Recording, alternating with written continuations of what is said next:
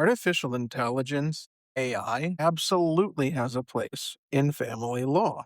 It has a place in all aspects of law. The analogy is this, according to the mainstream public opinion. We underwent something of a technology revolution, not just with the first computers and the minimization of computers and the maximization of storage space while computers shrank to a reasonable size like laptops and PCs, but with the or I should say implementation rather, of the internet, we underwent a technology revolution, which spawned billions, trillions of dollars, which spawned a multitude of jobs and different careers, many of which are now coming to an end, many of which are now defunct, many of which will never exist again in human form. Part of the reason is artificial intelligence, whether it is anthropic where Anthropic rather, my mistake, OpenAI, Grok, Perplexity, Copilot, you name it, DeepSeek.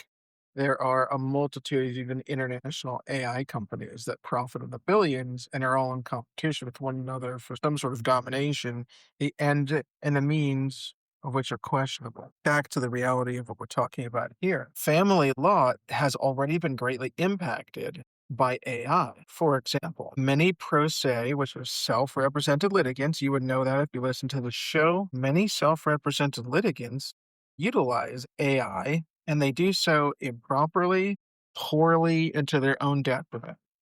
They will go on one of these AI platforms and type in, give me documents. And what will come forth are documents that are irrelevant, documents that aren't titled properly, documents that do not account for the specific needs and issues addressed in a specific case.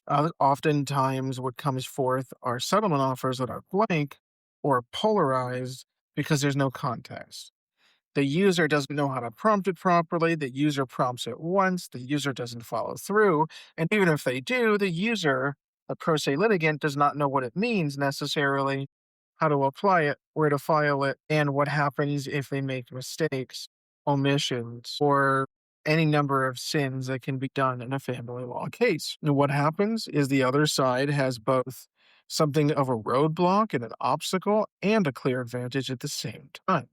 A roadblock and an obstacle because the person that does not use AI, that has a competent lawyer and or has done the work themselves, can file motions to dismiss, motions to strike, or take advantage of the party's pleadings because if the pleadings are incomplete, or the pleadings do not incorporate what is supposed to be there and issues are not addressed at a later date, that can and will be used against the other side in a court of law.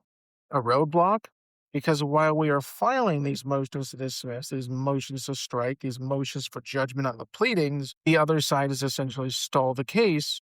And now we have to go to our clients and say, hey, we need this additional portion of your case. For those of you that know or do not know, we charge flat fees for specific portions of the case. And this means that there may be another flat fee if we have to address this AI nonsense, but that is well worth it.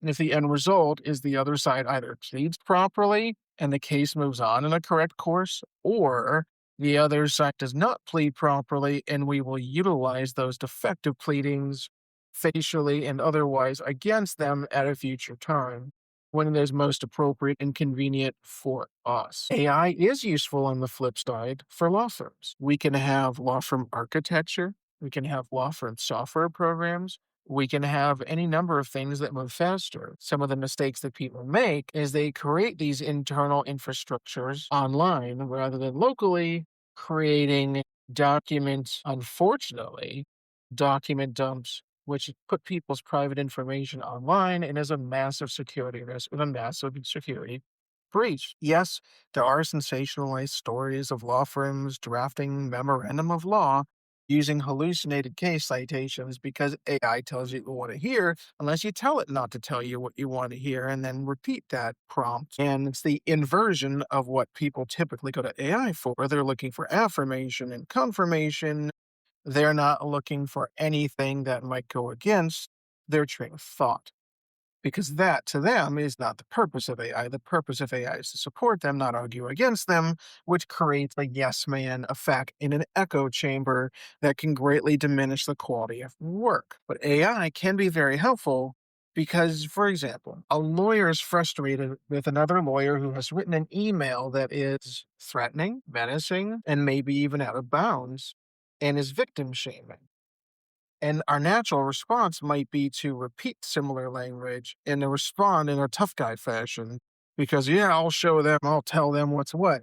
But instead, you're playing their game. And one of the beautiful benefits of AI is without putting names into a prompt and by utilizing AI properly, AI can rewrite your email, as you may know, in a certain tone of voice. Rather than being harsh and negative, your response can, in fact, be professional and calm and deliberate and completely appropriate to counter the nonsense and the aggressive posture taken by the other side without justification or rational forethought. I hope in some way, shape, or form this has addressed some of the issues for you that AI is currently presenting in law, and I've provided some analogies for as the technological overview and the meaning of AI in recent developments, and given you a sense of where AI could go in family law. You can extrapolate as you prefer.